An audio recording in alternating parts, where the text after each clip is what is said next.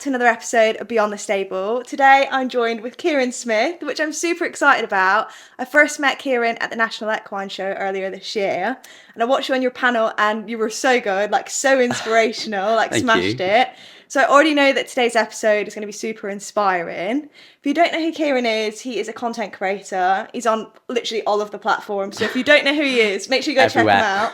I feel like a lot of you will already know him though, because his content is amazing. And we've worked together before. I first started working with you right when I started at Atlantic Harmony, and I gifted you a product. So it's so weird to be here in person today and having a chat. I know. I'm really excited. And how much you've grown as well. Yeah, since. it's crazy. It's amazing. So crazy. So I want to start off by speaking about the content side of things. Yeah. Because I feel like your content's a little bit different than a typical equestrian influencer. You have layers to your content, I want to say. Yeah. So you obviously do like the typical kind of influencer stuff with the vlogs and the TikToks and the trends, but you also have another layer to it. And I want to start by speaking about your Facebook in particular, because I seen your bio and it really stuck with me. And it says something about how you want the equestrian space to be a space that everyone wants to be in. Yes. It's not exactly like that, but it's something like that along those lines. And it really stuck with me because that's kind of the same reason I started my business, because a lot of people will think that the Atlantic Harmony side of things comes from working in harmony with your horse, but the other side of it is I want equestrians to work better in harmony too. Yeah. So I really resonated with your Facebook bio. So I want to speak a little bit about that and why that's your aim. Yeah, I think it's making the equestrian industry somewhere we all want to be, and that really came from my growing up with horses. I think I had horses with mum when we were younger. We were very it was a safe place. It was just me, mum. A few people had horses down there, our friends, and I grew up and I learned how to ride there. And I didn't have to face anybody else. I didn't have to face the judgment or criticism of other people because it was just us. It was our own little yard. And when I was about 10 years old, we had to sell the horses. I had a very short break and I got back into them here at the Equestrian Centre, Telford Equestrian Centre. And I started off by having lessons and we went into loaning. Well, I went into loaning a pony called Pepper. And I noticed from the moment I stepped on the yard with him that the people who were watching me weren't there to support me. They weren't there to push me forward. And I found that was a reoccurring thing out at shows and stuff like that. People weren't wanting me to do well. And actually, the time that I'd have the biggest crowd would be the time where they thought something was going to go wrong. Mm-hmm. And then I started, of course, making friends, building relationships. I went to college. I came through the industry, got to know people. And I sort of turned a blind eye to all the negativity and all the criticism because I knew what I wanted to do. Yeah. They didn't know what I wanted to do. They didn't know what my goals were, my dreams, the path that I was going to take to get there. They just saw a young boy who was trying to do something with a pony that they had struggles with. And they were just going to try and knock me down as soon as they possibly could.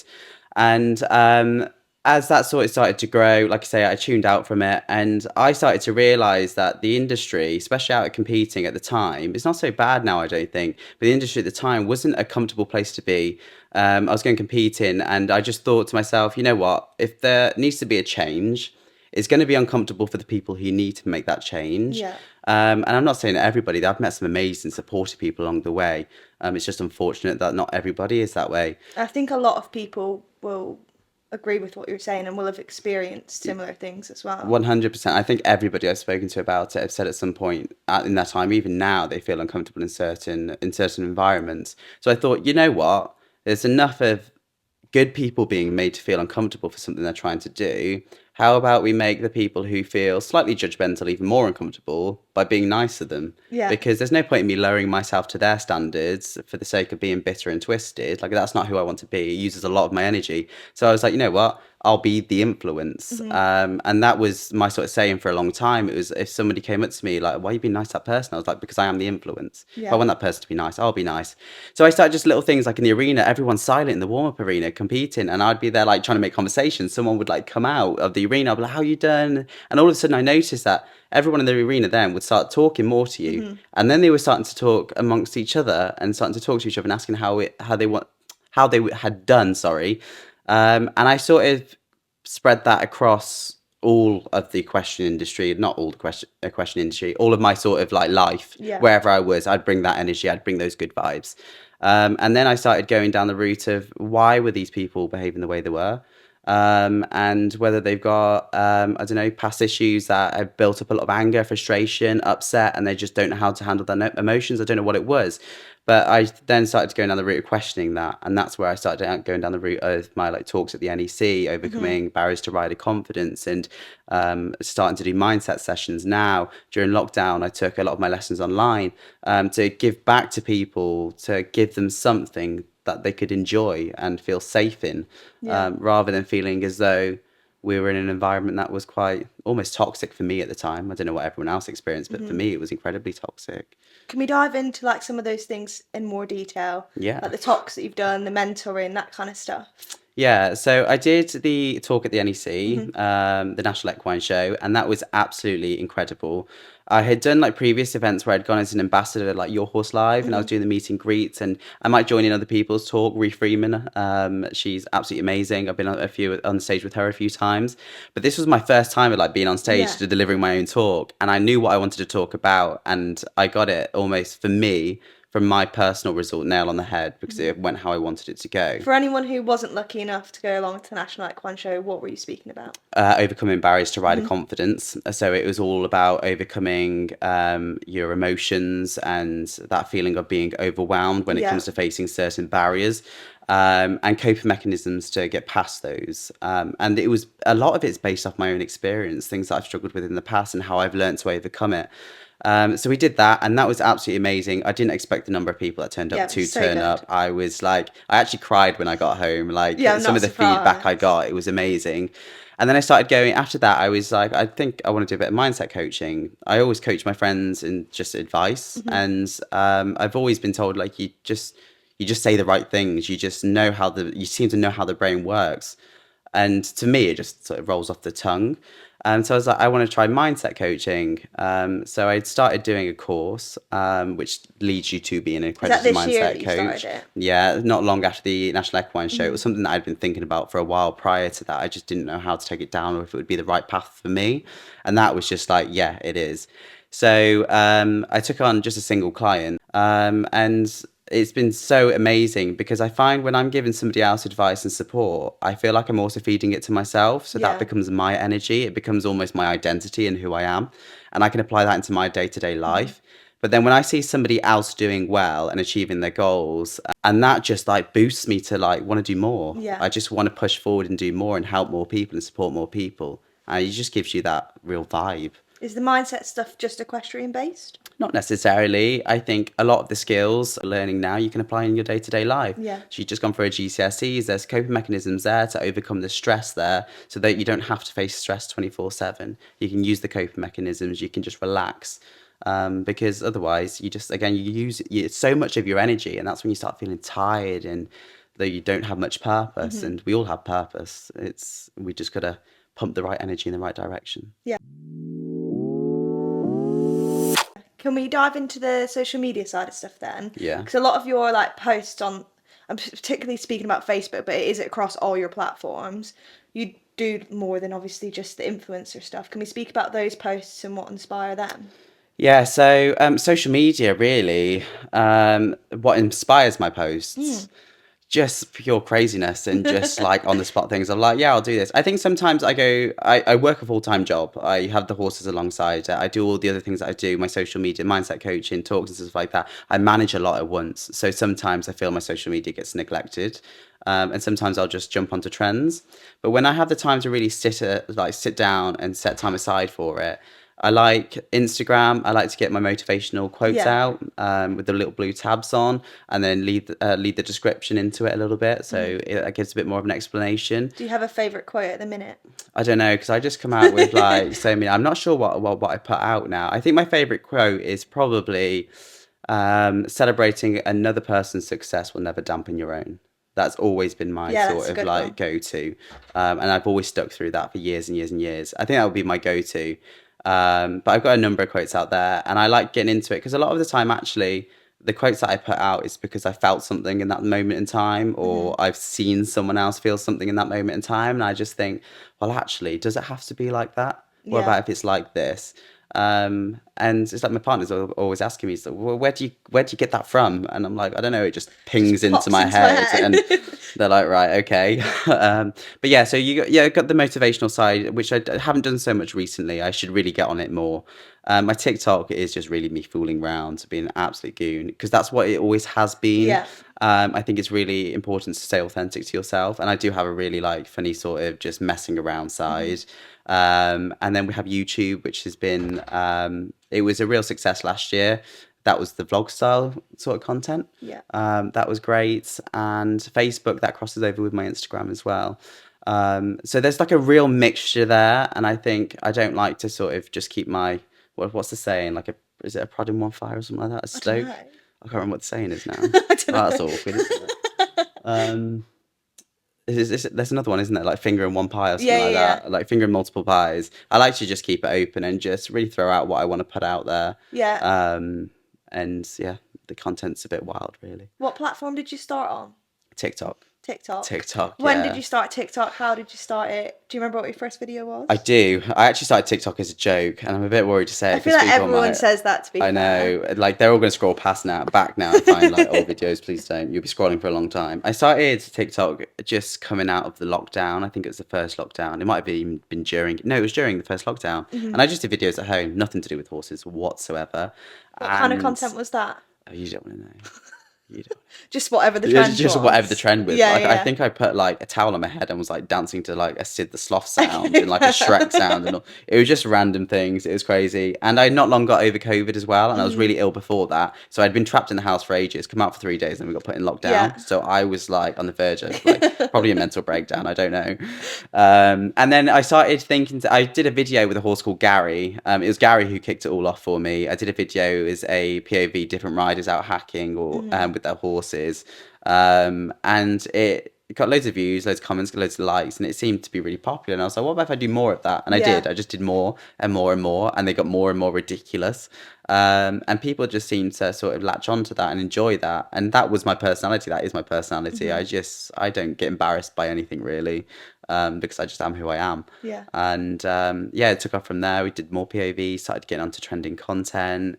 And that's how many years ago would that be now? It'd be like 3 years, hasn't it? Yeah. Why? So a long, long time. Do you enjoy the social media side of things? Yeah, I do. I think especially the motivational stuff. If I had time to do more of that, I think again it just really tunes me in my day to day life, gets me Hmm. really present, and it just gives me time to reflect. And I think when I do reflect on my journey from 13-year-old boy with Pepper to now, I think Yeah. it's absolutely insane. Because before I had Pepper, I remember sitting at home watching YouTube videos like horses cross country and saying to my dad, I want to do this, and mum, I want to do this. Yeah. And it was just always one of those things where you just thought like it's never going to happen.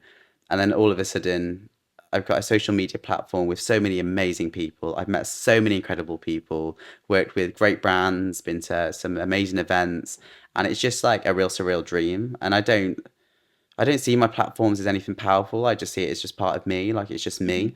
But it just gives me so many amazing opportunities that I could never ever have dreamt of. Yeah. Do you have a Um, favorite opportunity? What's one that really sticks out to you?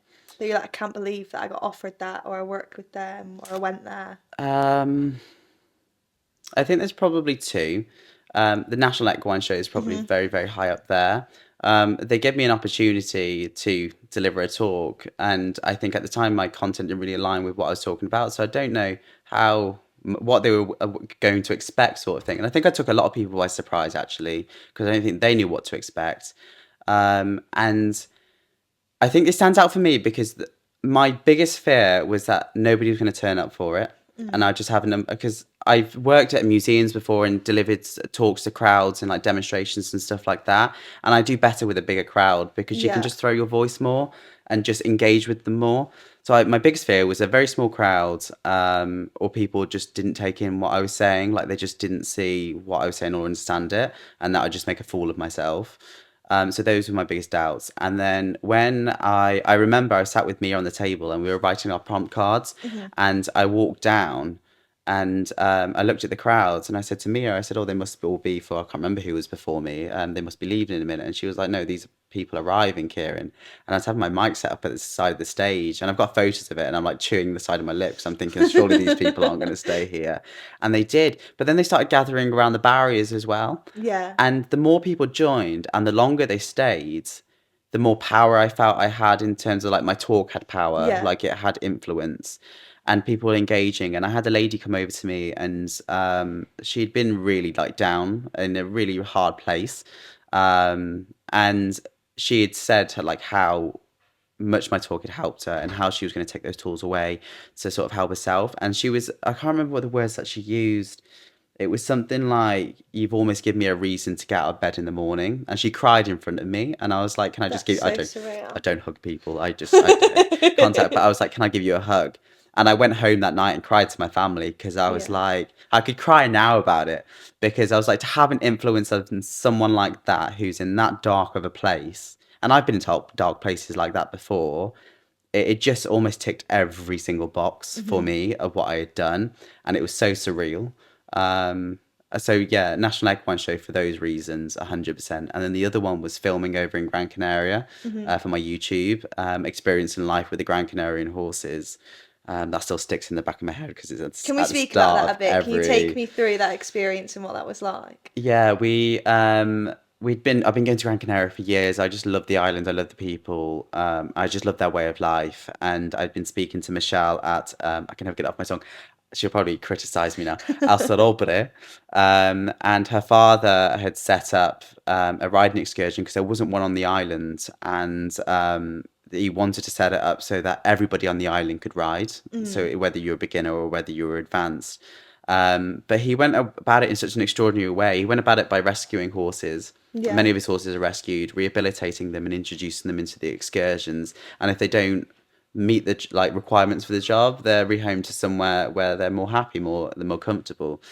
So we originally met up on a FaceTime call. We just spoke things through, and we agreed that we'd go over there and film. And it was all about just sort of displaying their journey and experiencing the life of the Grand Canarian horses, seeing what was Mm. different. And I can say I've made a family over there. Like I absolutely love them to pieces, and they're probably watching thinking, "I wish you'd stop coming to Gran Canaria." And we just get on so well. They made me feel so welcome from the moment I stepped onto the yard. We had dinner with the grandparents, and we've been out for food. We filmed at the excursions, and then we went over to El Alamo. She's probably going to criticize me on that as well. And we had a jumping lesson on a Gran Canarian mare. She was a champion mare. She jumped all over the Canary Islands, and she's extraordinary. I got to do a bit of vaulting, Spanish dressage, That's which so cool. was absolutely crazy because I didn't know Spanish horses had buttons like that. Mm. Like one minute I'd be walking forward, the next minute I'd be at halt, next minute I'd be spinning around. So, like it was just insane. And I think I just met some amazing people, built some really strong relationships over there, and to be in another country experiencing that, and just it just felt so surreal again. Yeah. Felt like a B-Tech version of David Attenborough, Fair enough. I think. Just without the whales and the dolphins and all the exotic animals. No, it was cool, and it was just what I wanted. And I filmed all day, and I was up until 5 a.m. the next morning editing. Mm.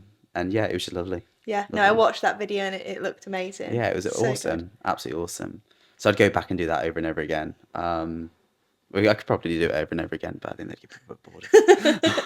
Can we have any tips for anyone who wants to start the social media side of things? Tips to start in social media: be yourself. Don't try be anybody else. Don't compare yourself to anybody else. I think you can take inspiration from other people's content, certainly, but I think it comes within, if that makes Hmm. sense. And if you're trying to be someone you're not, it just doesn't work because people spot it straight away. Yeah. Whereas if you're just outgoing, you don't give a care for what people think. Obviously, care for people's feelings, and don't aim to upset people. Nobody wants to do that, but don't fear being judged. Hmm. Never fear being judged, because to be your authentic self, if you care about what other people think, you'll just become what they want you to be, and at that point, you're no longer yourself. Yeah. You're not who you need to be. Um, and yeah, I think little things like staying up with trending content, looking out for the trending sounds and getting involved with those, getting interaction with other people, and reaching out and just taking time to really think about what it is you want to do. What's your purpose? Hmm. Do you want to just have a bit of fun on there, or do you have something in the back of your mind that you strongly want to change in the equestrian industry? Then go ahead and think about how you can make that change. For Yeah. me, I want to make it a better place. I want to inspire, educate both upcoming and current equestrians, because I know what it's like to be at the bottom of the pile, feeling looked down on and judged. but I don't want anybody to be at the bottom of the pile. I don't care if anybody is like well above me, as long as if everybody is doing well and achieving what they want to achieve. I think that's important, really Yeah. important. No, 100%. Can we speak a little bit about your equestrian journey? I know we've touched on it a little bit throughout that, but can you take me right back to the start, Yeah. how you got into the horses and just work our way through? Yeah, I had, well, Mum had horses when we were, well, before I was born, actually. She was a groom for many years, traveling around with the show jumpers. And she wanted to get back into horses. She got back into it by having a tattoo, actually. The lady who gave her the tattoo owned the horses. Started helping out there. And I don't know what it was. From a child, I was obsessed with horses. I hadn't even seen a horse, been up to a horse, but I was obsessed with horses. So when Mum got into that, I was very much like, I want to go, I want to go. And I remember doing heads or tails with my brother to see which one of us was going to go with Mum. And anyway, I won, thank God.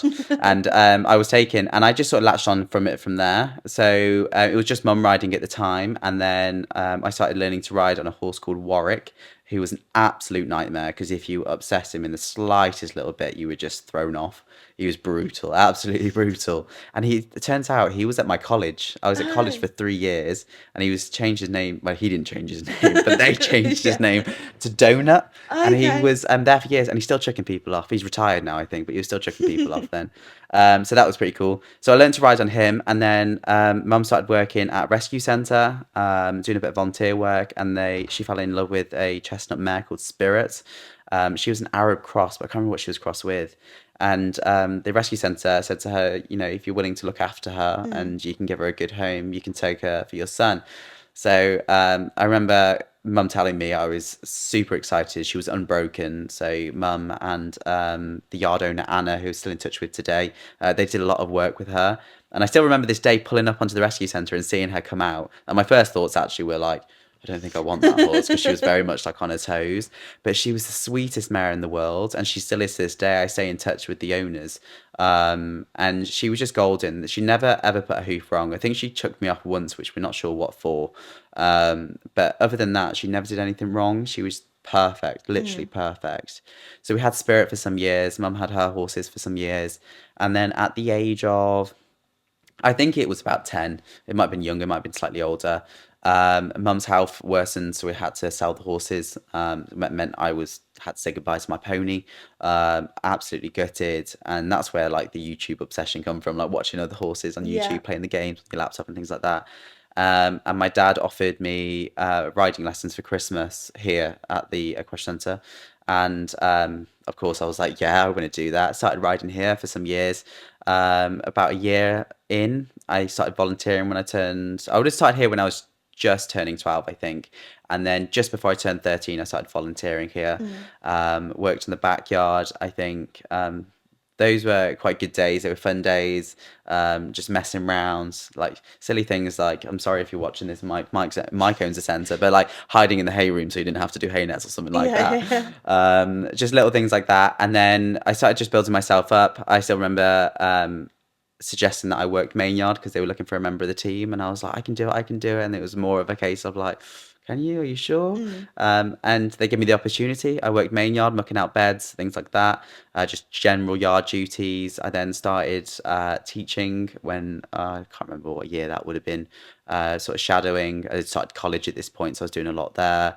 And then I started taking my own lessons on here as well. I taught here on a Wednesday, Thursday evening until about 7, 8 o'clock at night. Would do a bit of weekend work. And then it just sort of built up from there here. And now I do a little bit of teaching here now, mainly the social media stuff though. Have the horses here. And I also worked with Shire horses for 5 years, driving those at Bliss Hill Victorian Town, the Ironbridge Gorge Museums.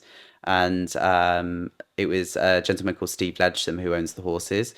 So I worked with them for 5 years, driving them, basically demonstrating what it was like to work a horse in the 1900s in the Victorian era. We got to go out showing with them, to demonstrations, to talks. It was, yeah, it was crazy. And now I'm here, I'm competing. There's so much, you know. There's just so much. Like as I'm listening up, love talking about this sort of stuff because I remind myself of what I've Yeah. done. But then I also miss things like all the competing along the way, show jumping mostly. I've done bits of dressage and cross country here and there, but show jumping's been my focus. Dancer, I had Pepper, then dancer when I was 15, and then John when I was 20, I think. Yeah, no, yeah, 20, 19 or 20 I had John. And I've show jumped John and Dan. I show jumped Pepper at grass level, like grassroots. What do you call it nowadays? Yeah, Is it grassroots. grassroots? Yeah. I like the local riding clubs. And then jumped down a little bit unaffiliated, affiliated her. And my main goal with her was to qualify for scope, which used to be quite a big thing. I don't know how big it is anymore. And I did. I got her there. Well, she got me there actually. I don't think I got us there. She 100% got me there. A lot of work went into her, and she worked with me as well. There was a lot of improving that I needed to do. And then Dan sort of she sort of reached her max with jumping. We were jumping British novice. She's 14 too.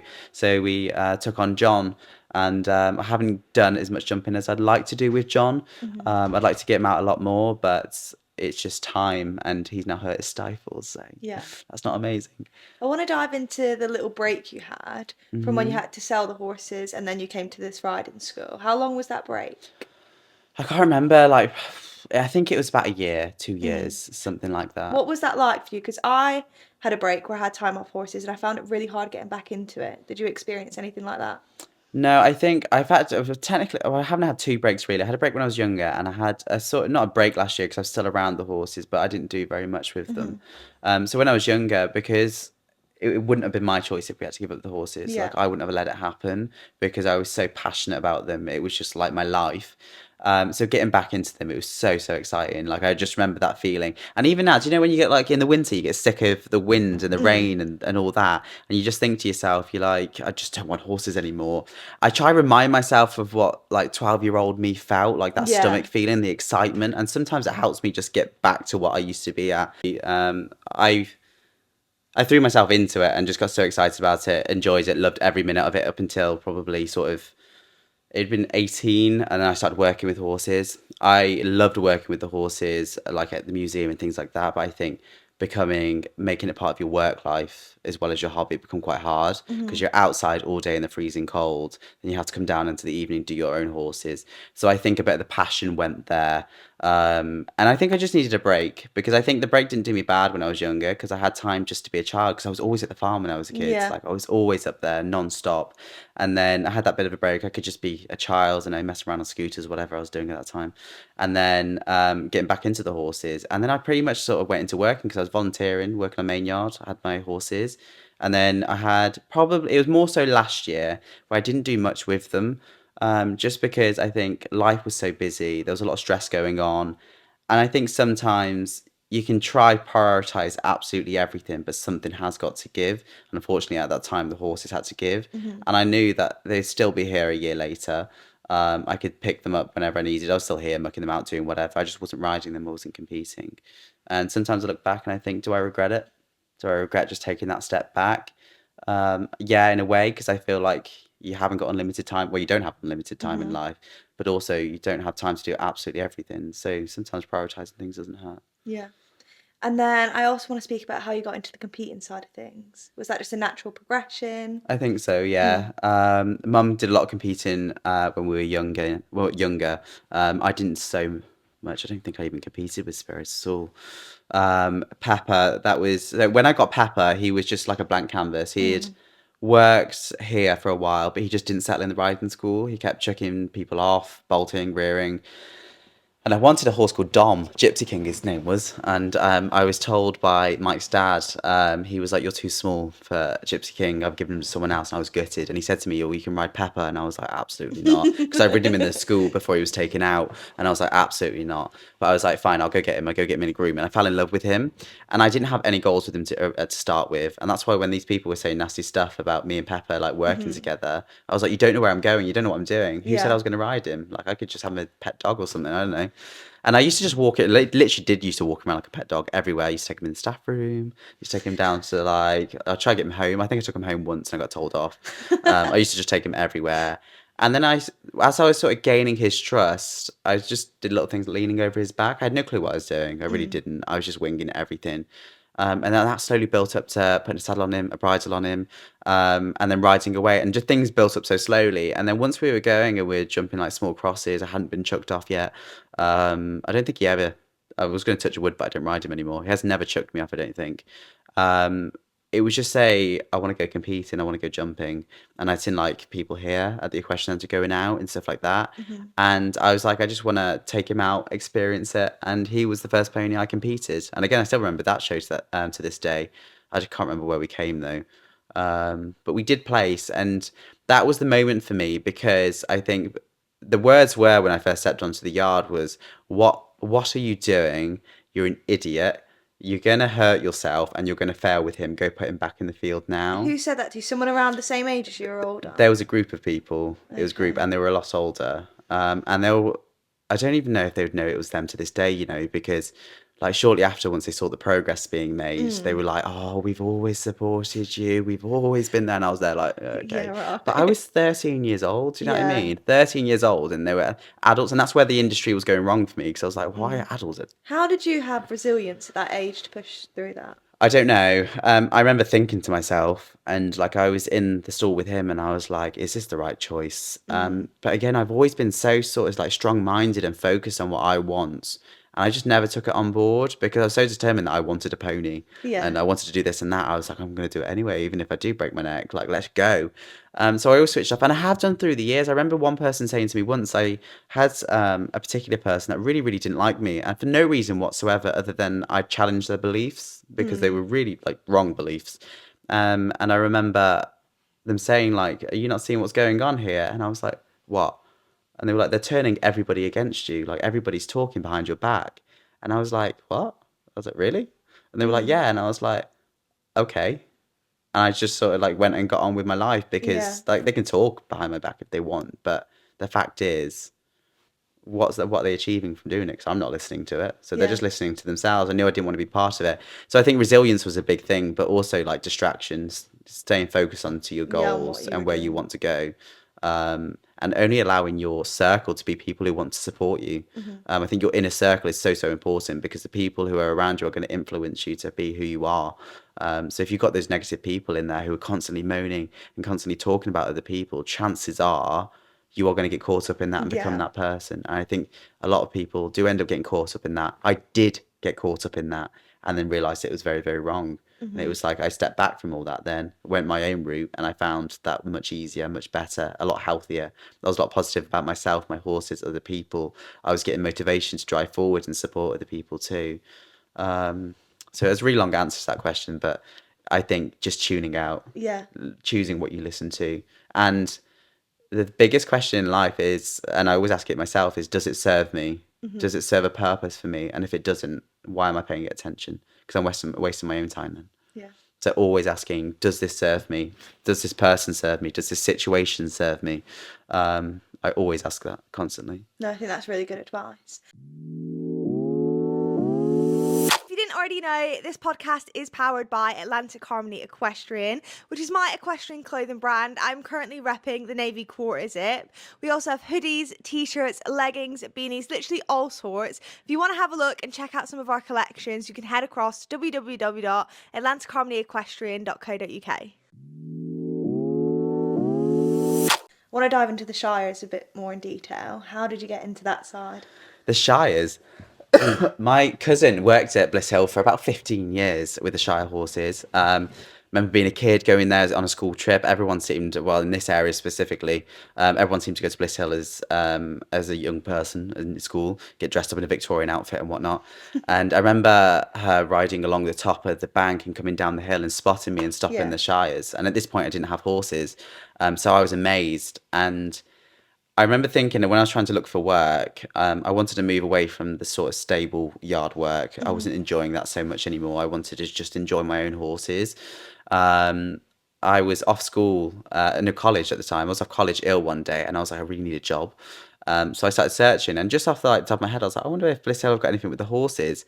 And they did. It was there, like in front of me, and I was like, perfect. So I applied for it, went for an interview, and I didn't actually get it to start with. Mm. They gave the job to somebody else, and I got a phone. I actually asked to volunteer. Straight after that, I was like, well, "Do you mind if I can volunteer? See what it's about? Because it seems really Yeah. exciting." I went and volunteered for a little bit. I think I was volunteering once a week. I found it absolutely amazing, and I think the lady they had hired at the time wasn't quite up to the job. I think she was quite nervous around the Shires. I never got to meet her. So I had a phone call whilst away, just coming back from holiday, actually, in Gran Canaria, believe it or not, saying, "Do you want a job? Because we Mm. have one for you if you want." And I was like, "Yeah, 100%." So it was supposed to be part time, sort of college, not a career path. But I stayed there for 5 years because COVID come into play, and it was really, really risky to move jobs. And yeah, spent 5 years there working them, driving them, and yeah, I think it's a really, really unique job, and I'm really, really fortunate to have had the opportunity to work it because I don't think I'll ever have a job like that again. Mhm. And I think I learned so much from it. There was a lot of experience learned from Steve, the owner of the horses. He taught me so much, but he taught me to drive. He taught me the harness, the life of the Shire in the Mm. 1900s. Took me out to shows, demonstrations, all sorts. He taught me everything I knew with the Shire horses, and I am to this day very, very grateful for it, because it's once in a lifetime. How often can you say you just drive horses for a living? Yeah, that's so cool. It was epic, and What in a did Victorian like town as Yeah, well. that is cool. What did like a typical day look like for you working up there? So a typical day. So we'd get there first thing in the morning. If we just go for, I think a summer day probably is easier. The first thing we'd do we'd be looking after the pigs and the chickens as well, so all Mhm. livestock on site. So we'd go sort of prepare the stables, get hay nets up, get the feeds ready. We'd then walk. You'd have the stables, so you'd walk onto the town. We had stables here, and then we had like sort of stables further down here and here. And so you'd come to the stable first, sort the feeds out, go get the pig food, walk down the hill, feed the pigs, let the chickens out as you go, and then you had to go off site, walk up a big hill. That was a killer. I do not miss that hill. And get the shires in, and they were so good.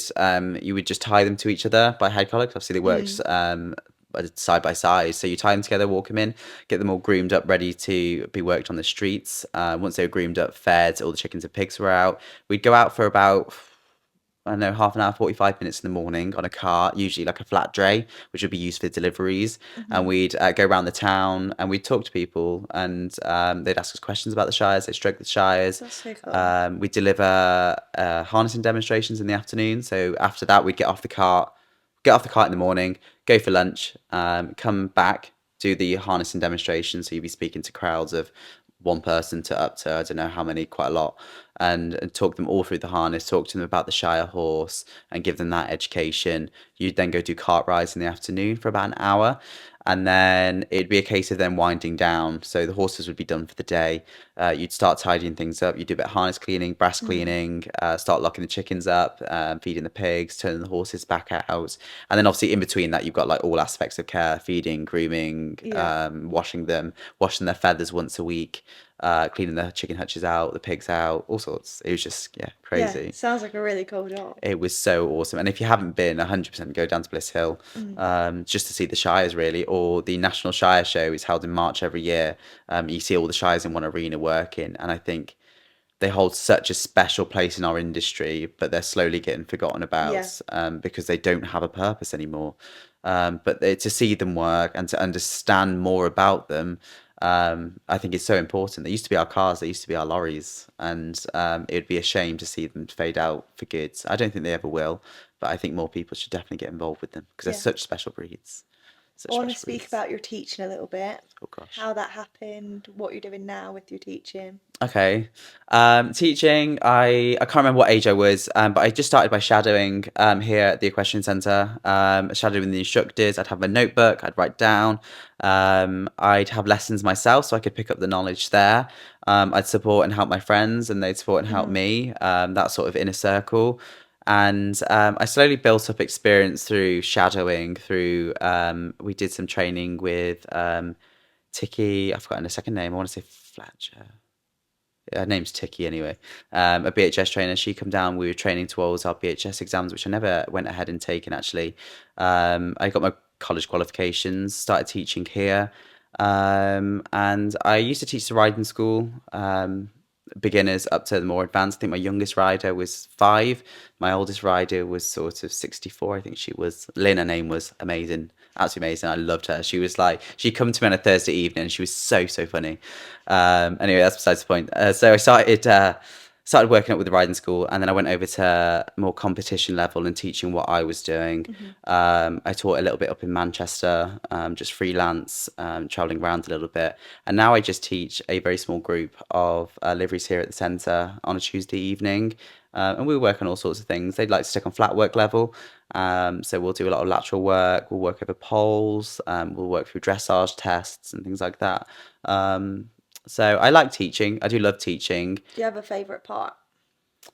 Um, I think again going back to the mindset thing, like I love going into the mindset thing with riders because a lot of like the horse's issues, if they do come to me with a issue with the horse, is it tends to be due to the rider. It almost always is the rider, or there's an issue with the horse somewhere, whether that be physically or mentally.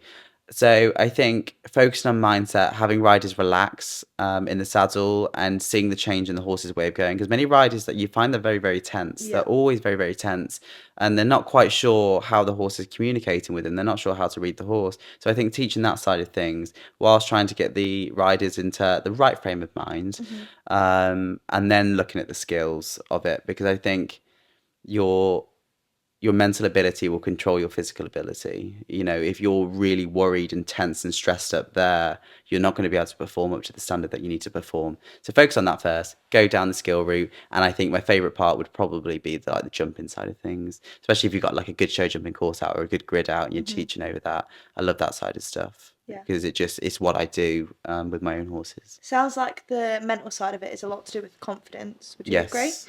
Do you have any Yeah. tips for anyone who's had a big confidence knock? It depends in what sort of like terms. Like we're talking like Let's say they've had a bad fall.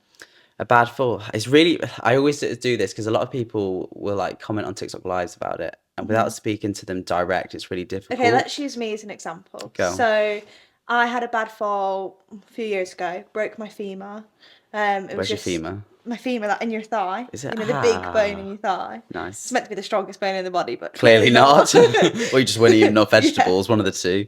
Yeah, just landed funny on it, and since then I've not jumped, and I'm just getting back into the jumping now. I don't know why leaving the floor is so scary for me. Would you have any tips for me rebuilding confidence? So what I tend to focus on is probably the emotions. Well, no, definitely the emotions that you're feeling right now, not necessarily what has got you to this point. So the first question I'd ask you is what is actually going through your mind prior to jumping? I would say the fear of getting hurt. I'm scared to fall off again. Okay, again, following Yeah. obviously the fall. I think that is obviously a natural cause. I think it's important. But what is it? It's fear. Your emotion is fear. I think not setting too high of expectations of yourself. Yeah. I think when you go back into jumping, the first thing you'll think is like, I need to be jumping this height or that height, or I need to be doing more of this, I need to be doing more of that. But actually staying within that comfort zone. I think if you've got an injury, it can be very difficult because you've experienced the physical pain as well as the mental trauma of it. So taking your time with it, really starting basic and not fearing being basic. Like Yeah. if someone goes to you, like you're jumping like 1 centimeter crosses and you were jumping like a meter last year, Yeah. what are you doing? It's a case of no, baby steps are real key. You can take one big leap if you want, and you can go whack that fence up, and you can go put a load of pressure on yourself, which will ultimately make you fear things more, or you can stay with what you're comfortable with. Now, if I was to put a straight bar, I don't know what you jump, what sort of heights do you jump? Before I fell off, I was doing like 80, working my way up to 90. Okay, if I went and chucked up at a 110, if I chucked up a Yeah. 90 centimeter fence now, how would you feel? Straight bar? Yeah, no way. No way. Okay. What about if I was to put up a 50 centimeter cross pole? I would be fine. Okay. Ish. I would still freeze. I wouldn't ride it how I used to ride it. What about if we went to a 30 centimeter? I would probably have a bit more brain then. Okay, then why don't we start at 30 centimeters? Yeah. Because there is no reason to start any higher than that. And there's no reason whatsoever. So a lot of people take the big leap and they'll just be like, oh, this is for my horse to jump, I need to jump this big. Yeah. Well, no, I can jump 30 centimeters until I'm comfortable with that. And then I can go up to 50 centimeters until I'm comfortable with that. Then 60 and 70, 80, or however. If I need to go back down, I could be jumping 70s, great. And all of a sudden I'm like, oh my God, I go back down again. Yeah. And going back to the big leap, people take the big leap and force themselves to do it. And they put deadlines on themselves when there's no need. It doesn't need to be a deadline. Baby steps will get you a lot further than one big leap ever will. If you picture a tightrope and walking across a tightrope, if you were just to take big strides across the tightrope, what's likely to happen? You're going to fall off. if you were to take baby steps and balance yourself out, you're more likely to stay on that rope. And now if you picture that rope as your path to becoming a show jumper of 110, and you think about your balances in your brain, if you're walking along that tightrope wobbling everywhere, imagine your emotions and then rushing around. Whereas if you're taking your time and you're planning, your brain's able to stay more level, your thoughts are able to stay more level, and you're then able to perform better and understand your emotions Yeah. more. And really, key is understanding the importance of our emotions, yes, but trying to block out high intensity negative emotions. Those are the worst. Those are the ones that like give you that sickly feeling, that the brain block. Understanding the facts over emotion any day. The Yeah. facts, they're factual, they're real, they're true. It's real life. You can't deny it. Emotions are just what you're feeling in that moment, and they will make you think of something completely different to what's the truth. So determine what's fact, what's emotion, setting very clear goals, but very easy goals, not there's nothing massive, and taking your time with things. Yeah. I think that would be the key to the way forward. No, I think that's really good advice because I had got so in my head about like I'd be going like I'd struggle with canter poles at the start, like when I first started like jumping again. I'd be like, this is so annoying. Like someone just whack it up. I need to like just get over this. And I was like that for so long, like, oh, I'm embarrassed to put that little cross up, I'm embarrassed just to do the poles on the floor. But as soon as I got rid of that and I was just like, oh, okay, right, this is what I have to do. I'm just gonna have to start at 30 centimeters again and work my way up. That's when I've seen progress. But that's where people see, like a lot of people see shame in doing that. And again, it goes back to the equestrian industry, or any industry actually. I say equestrian industry. I don't know what the other industries are like. Yeah. It could be a common occurrence across all sports. I don't know. But I think the equestrian industry being, in my view, like if I was to go back then as a kid, go from jumping a meter to 30 centimeters, I'd be like ripped to shreds for it. It'd be like, what are you doing? You're jumping that. And then I'd start comparing to other people and I'd be like, I need to be jumping that. I need to be jumping higher. Yeah. So then I'd go jump higher, but then I'd hurt myself. I think it's making it a place where I can fold over a pole without my horse even taking off over the ground and nobody give a damn. Like everybody should be so focused onto their self and their own goals and supporting other people. Yeah. You wouldn't have the pressure. You wouldn't even think twice about just going, should I just jump smaller? Yeah. But we just get an expectation in our head what other people expect and what you expect from yourself, and you just go big. You just like go big or go home. It's not always the case. Yeah, Sometimes it's so just silly. I'd be rocking up to like little local shows and being like, oh God, there's my like old friends there that I used to hang about with. And when I was friends with them, I'd be jumping the bigger fences. And now I'm back to like my 30s and 40s. I'm like, oh my God. But it's yeah. silly. You just need to change the perspective, don't you? It's like with John with the stifle. He's stifle. I don't know what like. He's recovering really well, but I don't know what the long term results are going to be. I don't know if he could ever jump again. Chances are, touch wood, he will jump again because it's not too bad of an injury, I think. But I might have to go back to unaffiliated 50 centimeter shows after jumping affiliated 115. And like I have no shame in doing that Yeah. because one for me, like a 115 fence, a meter fence, a 90 centimeter fence, like makes me feel sick. Like every single time, doesn't matter how many times you do it, it makes you feel sick, no matter what. But it's also good at like adrenaline. It's adrenaline Yeah. that's pumping through me. That's why I'm not too worried about it. But it's a lot easier for me to jump 50 centimeter, a lot safer for me to Yeah. jump 50 centimeter than it is for me to go whack up a meter fence. And it's also for the benefit of the horse. So make your life easy. Don't make it more difficult for yourself. I think Otherwise you're going set back to fail. basics is helpful for everyone anyway, isn't 100%. it? Sometimes I do. Sometimes, like, even if there's nothing wrong, I'll just go back to complete basics and like just walking and no stirrups and just I don't know, refocusing myself a little bit and just remembering where I'm at. Yeah. Because you don't always have to keep progressing. You can stay at the same level. You can take a step down. It's not always an upwards path to success. Sometimes you've got to go down. Sometimes you've got to just stay consistent. But consistency is key. Yeah. Can we speak about current day? I know you just touched on John, but what you're doing with your horses today, how he is. I feel like a lot of your followers already kind of know. Yeah. But for anyone who's kind of new, just learning about you, can you give us a little background on what's going on in your life at the minute? I don't even think I know what's going on at the moment in my life. Every day, like I wake up in the morning, I'm like, what's going on? Like I get, like, do you ever get nervous? Look at your phone. What, and look at your calendar and be like, I look at my calendar and And think, all your what have I got on? notifications. And then someone will text you and be like, oh, by the way, your horse is running down the motorway. And you'll be like, what? Thankfully, that's never happened. But a horse was running down the motorway near here not long ago. God. Safe. home safe, by the way. I've got John, Dancer, and Pepper. So Dancer is actually on loan to my friend who's in the process of buying her from me because I know I can trust her 100% with that mare for the rest of her life, and I know that she'd just offer me back if I wanted her back. Well, if she wanted to give her back. So I trust her. I don't do very much with her. Sometimes I ride her. I was jumping her the other week. I did a lot with her over the years. She got me to where I am. She played a big part into getting me where I am. And then I've got Pepper. He's my little 13-hander. He's the one who started me off, really. I had spirit, like I said, when I was younger, but he got me going more so in the competing world and being independent. So he works in the riding school here at the centre. He's an absolute legend, such a dude. And then I've got John. So John's a horse who keeps screaming in the background. That's him, I think. So he's been on 9 weeks box rest now. He is allowed out for a walk, a little ride. So I'll take him for a little walk down the lane later, just under the saddle. And he has to walk on hard ground. So I'll have to muck him out, hay nets, take him for a walk, do his rehab program, all his physio exercises, and yeah, bed him down, hay him up, and that is literally his routine every day at the moment. When I get time, I'd like to turn him out over onto a little paddock that he has over there because he can go out for a short amount of time. But I don't know what it is with horses; they don't seem to like to keep 4 feet on the floor. Yesterday, after sending the vet some videos so she could assess him, he bucked, fell over onto his bad leg, and I'm so done with it now. Like just worrying about him hurting himself. I was like, if you get up with 3 legs, it's fine. It's absolutely okay. I even said to the vet, I was like, even if he just walks for the rest of his life, I don't mind.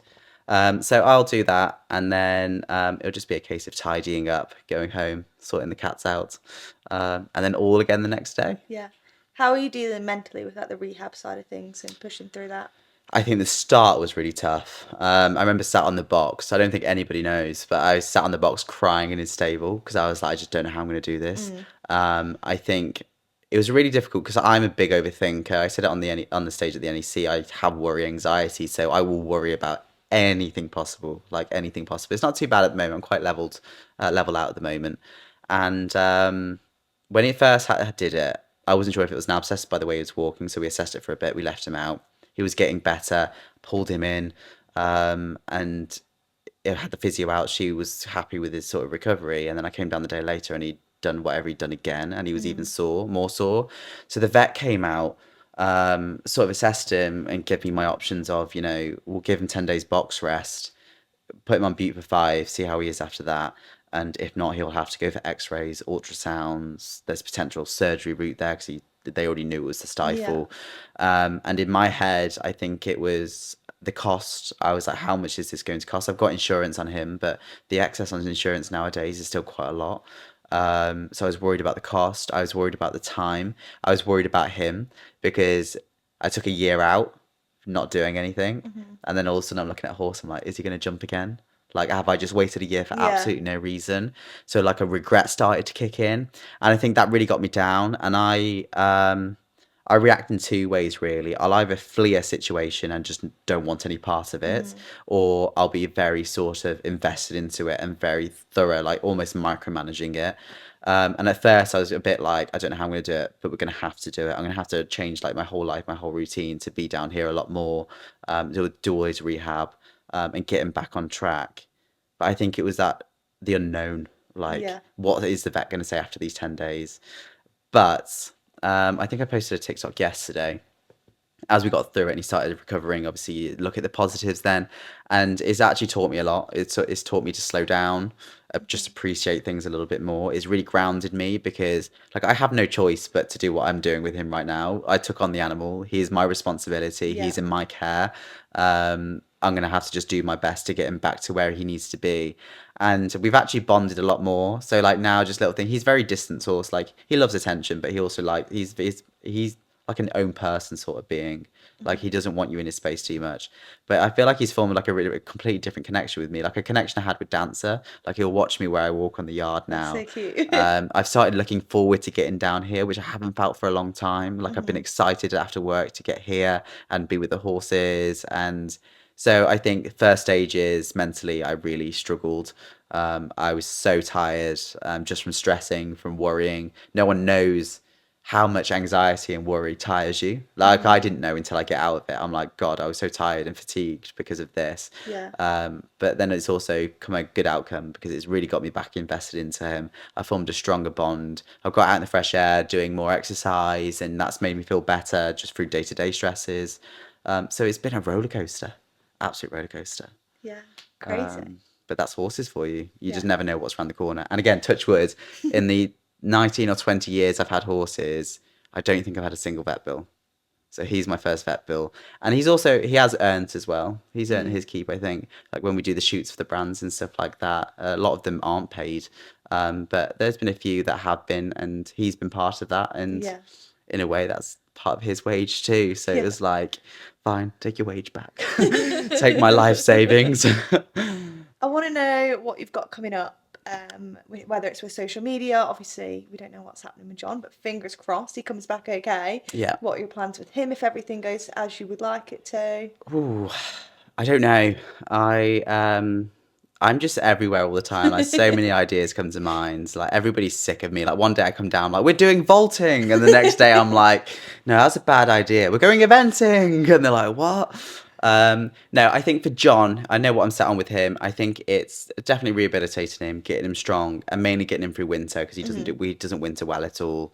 I've got a friend who is going to sort of like pot loan him through the winter as well. Well, full term, really, long term.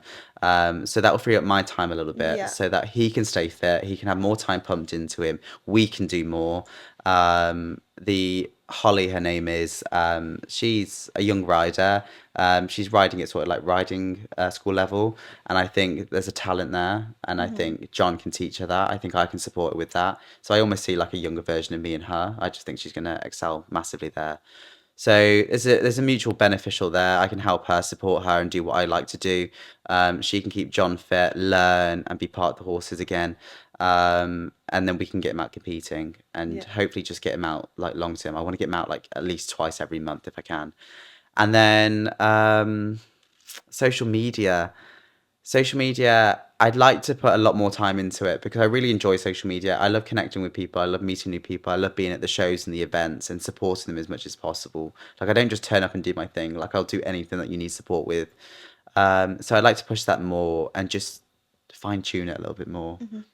Figure out which path I want to take it now. I think the POVs and stuff like that, they're fun, they're humorous, but I think like there's only so many POVs you can do.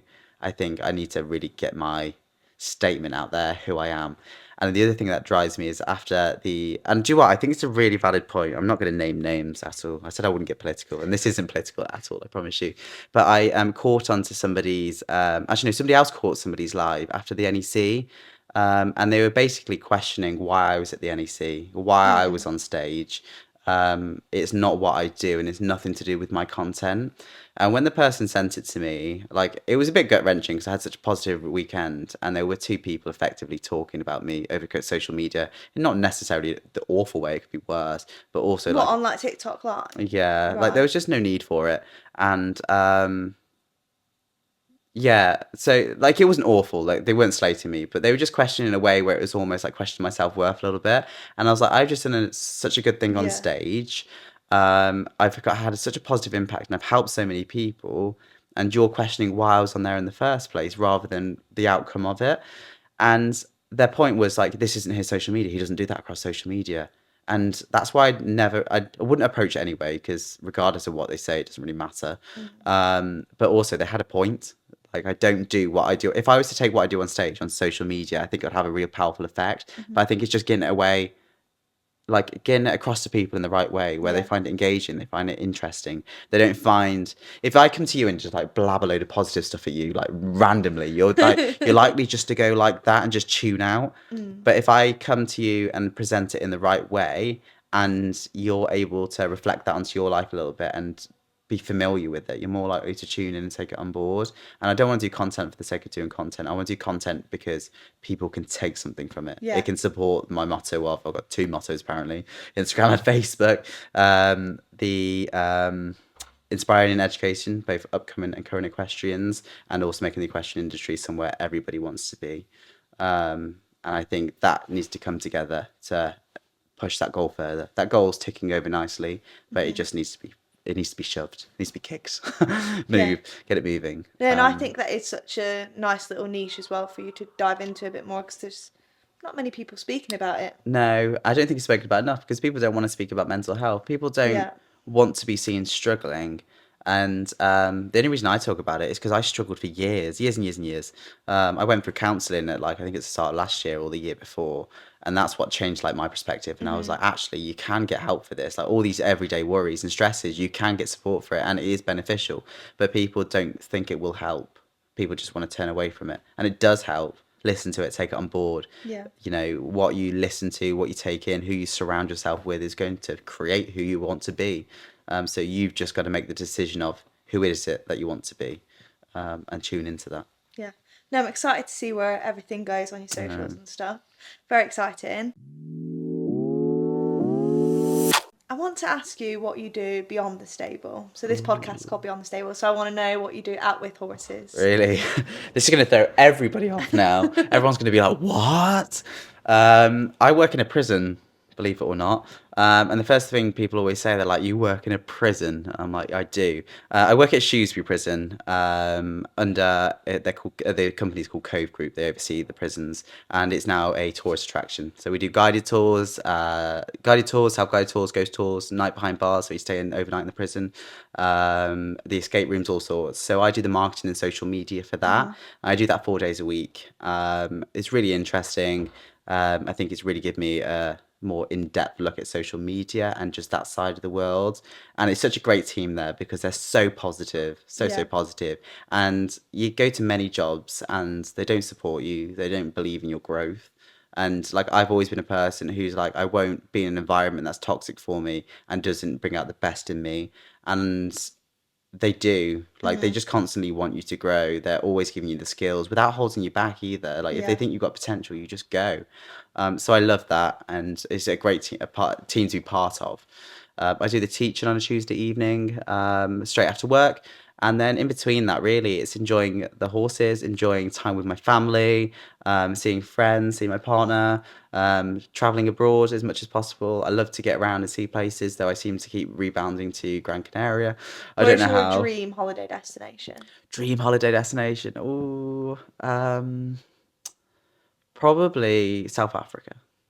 Definitely. I'd love to be out in the reserves, work in the Yeah. reserves. Being out on like horseback. Have you seen horseback safaris? Yeah, I've seen people out doing it. I think that's absolutely extraordinary. Like just being around like in that setting, Yeah, in it that does look very environment. cool. And it's warm over there. Yeah. Because apparently this is the warmest summer that we've had for I don't know how many years, but I think they're lying to me now. So South Africa. Yeah, What about that'd be you? cool. Oh God, I have no idea. I'd like to do like Thailand, Bali, that kind of Really? side of the I'd love world. Thailand as well, I think. And Bali. I think the coaching course I did, they do a coaching course over in Bali. But it's like 12 weeks. And I'm like, Tempting. I know, I'm like, bye, just going to give up on life. Forget John Stifle, he'll be fine. My final question for you is if I should go interview someone else, who would you recommend? Who would you like to see on the podcast? Oh, Big question. It can be someone like an influencer, like yourself, content creator, or a professional within the industry, maybe like a top rider. Anyone you think would make a good guest? Freddie Steele. Done him. Have you? Yeah, you need a new one. I just find Freddie so interesting. He has such Yeah, a good way with the his horses. episode, guys, if you haven't seen our episode with Freddie, it's very, I very could have good. seen. When did you launch that? It only went out on Friday, like literally like 2 days Oh, ago. today, right? Okay, that's okay then. No, Freddie, 100%. I think he's got such a great way with horses, and he's just a nice, genuine guy. Yeah. First time I met him was at the NEC, and he was just a laugh to be with. Who would I? That I was don't a know. good one. Sorry, stole that one. Yeah. Have you done Ben Atkinson yet? No. Ben Atkinson, then. Yeah. I think that's on sort of like same like wavelength as Freddie a little bit. I think again Ben has such a well. It's even more than a skill, really, isn't it? It's like almost like a superpower what he Yeah. does. And the thing is, he gets horses, he understands horses, and I think that's such an important thing in our industry is that we need to learn to understand our horses more. They're not there to serve us at all whatsoever. They're there to live their life, and they don't have to do what we ask them to do. And I think the relationship he has with his horses. Have you seen him where like they're in their like side pen? in the arenas, Oh right, yeah. and they're watching his every move. Yeah, it's so cool. Every move. And what I like about it is his care for their character, their spirit, the whole lot of it. Like, they're allowed to be horses. Yeah. He had all his barn converted so that they were able to have more contact with each other and things like that. And I think that is so important. I think he is a Superman in disguise when it comes to horses. He would be so interesting. You're going to have to do that That's now. a very good one. Ben, if you're watching this, get behind this on the mic podcast. right now. No, that is a very good one. I would love to go speak to him. I That'd be think very so. That'd be so cool. Yeah. You have to tell me if you're doing that now. I will. I'll be waiting for it to launch. I'll be there like, I recommended that one. Well, thanks so much for joining me. No, thank you. It's been for a having me really on good here. episode. Very inspiring. As I talk for like years and years and years. No, that was so good. If you guys have watched it and you've enjoyed it, make sure you're subscribing, liking. If you're across on Spotify, make sure you're leaving a review. And I'll see you guys next week. And yeah, thank you again. I've loved it. Yeah, no, it's been great. It's been good to catch up finally as well. And yeah, can't wait to see you next episode. Beyond me. Beyond the stable, beyond me.